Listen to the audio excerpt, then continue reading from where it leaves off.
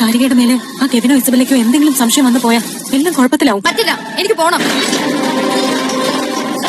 Hello guys, അങ്ങനെ നമ്മുടെ സുക്കുമു ദേവി പുതിയ പ്രമോല് നമ്മുടെ ഷാരി ഇസബല്ലയുടെയും കെവിന്റെയും ചതിവലയിൽ കുടുങ്ങുന്നു. അതേ കൂട്ടുകാരെ, നമ്മുടെ ഷാരിനെ നമ്മുടെ കെവിൻ വിളിച്ചിട്ട് കാണണം എന്ന് പറയുന്നുണ്ട്. ലാസ്റ്റ് കുറച്ച് സംസാരിച്ചതിനൊക്കെ ശേഷം നമ്മുടെ കെവിൻ നമ്മുടെ ഷാരിനെ വീട്ടിലേക്ക് വിളിച്ചു പോകുന്നുണ്ട്. ഇനി ഷാരി എന്റെ വീട്ടിലേക്ക് വാന്ന് പറഞ്ഞ് വീട്ടിലേക്ക് കൊണ്ടുപോകുന്നുണ്ട്.